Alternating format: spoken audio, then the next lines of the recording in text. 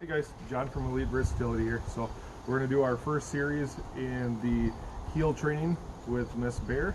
So we're going to do the series. We're just going to start off with a little chit chat. Then Brittany's going to be working with Bear. We've already done her clicker conditioning and charged the clicker, so she's ready to go. With that being said, she's already kind of started free shaping some of the behaviors, so we kind of skipped up a few steps, so we're going to run over them quick. But first, the chit chat. What tools do we have inside our training bag?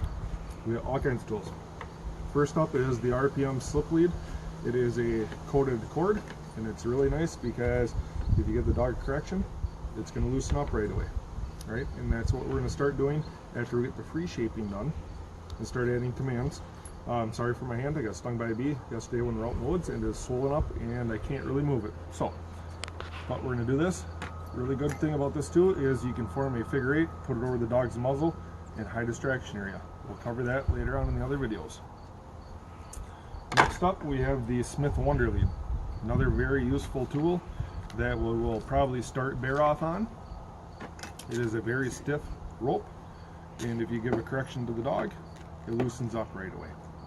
So we'll probably be starting her off there. Every dog is a little bit different in order to start off. Next leash that we have up is the Standing Stone Easy Lead, right? This one is probably my favorite. Storm sirens are going off, testing them. Got to make sure they work. This is my favorite leash for younger kids, 6, 7, 8 years old, right? You can use this. It slips on the dog. It's a slip lead. Nice thing about it is it does have a snap on it, so you can snap it to a dog's flat collar.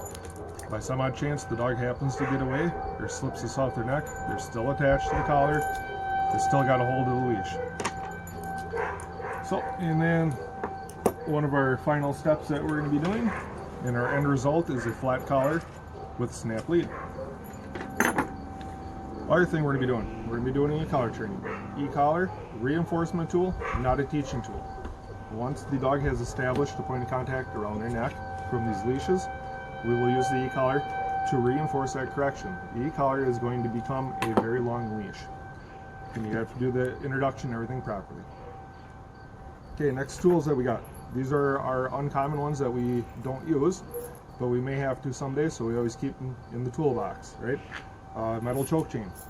Same concept as slip lead, tightens up, releases. And for our super stubborn dogs that may not ever get it, or they're really high pull drive, is we have a pinch collar. Same concept, give a correction, loosens up.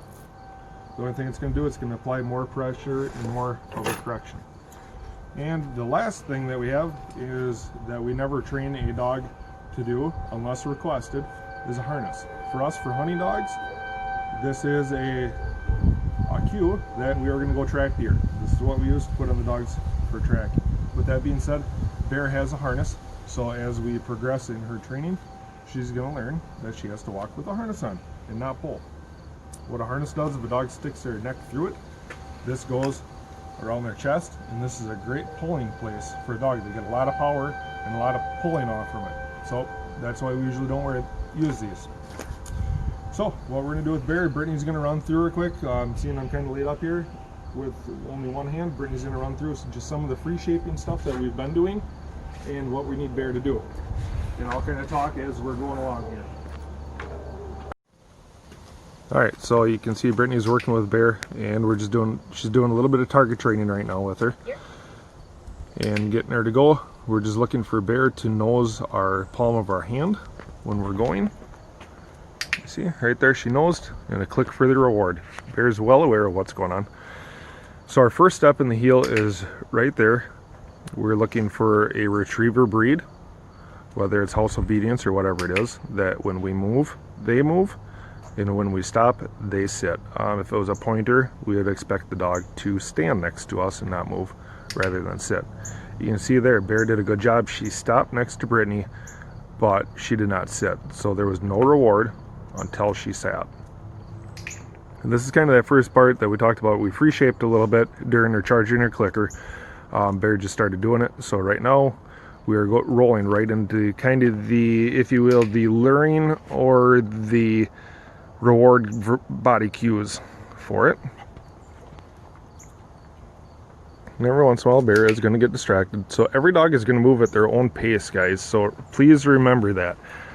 Don't assume just because of what Bear is doing, like, oh, my dog should be doing that. Every dog is different.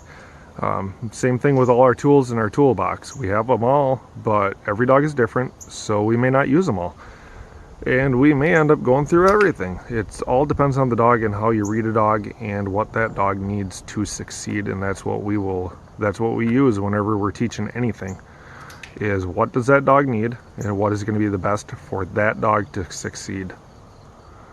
So Bear will be doing this probably for another 3 days or so, and then we are going to start off with a leash and throw the leash on her, and then we'll go from there. We'll see what she needs for the leash and what leash we're going to start off using. And so what we're doing also with Clicker, see, she came to Brittany, sat down. That is something that Bear has just been doing, and we're going to play off from that. We're going to roll with it. We're going to use that to our advantage. So if you want to, subscribe to YouTube to follow along with this and some other videos that we're going to be doing as we go along. And thank you for tuning in and watching.